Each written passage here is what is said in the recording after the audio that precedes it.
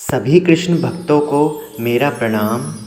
आज हम श्रीमद् भागवत गीता के प्रथम अध्याय के तीसरे श्लोक का अर्थ समझने का प्रयास करेंगे। तो आइए शुरू करते हैं।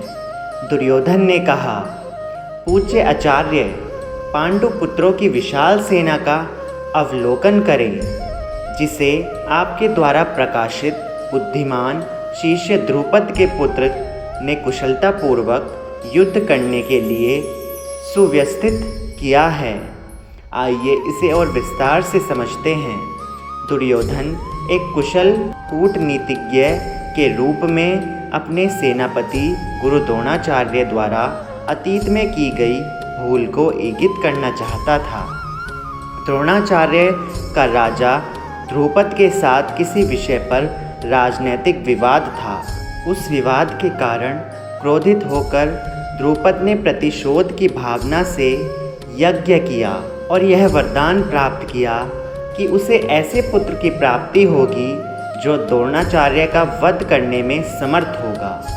इस वरदान के फलस्वरूप उसका धृष्टद्युम्न के नाम से पुत्र हुआ।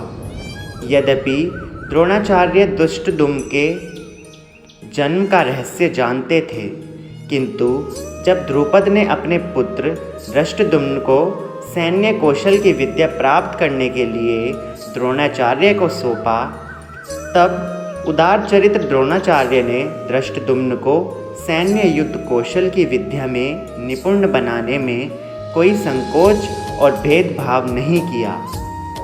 अब धृष्टद्युम्न पांडवों के पक्ष से उसकी सेना की महानायक के रूप में उनकी सेना की व्यूह रचना कर रहा था।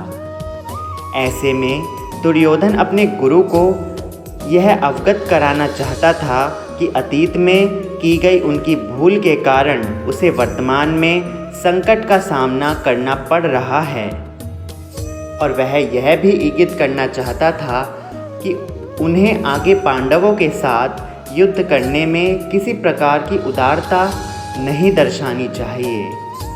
तो आज इस अध्याय को हम यहीं समाप्त करते हैं। कल हम नए अध्याय का आगमन करेंगे, जो हमारा चौथा, पांचवा और छठा अध्याय होगा।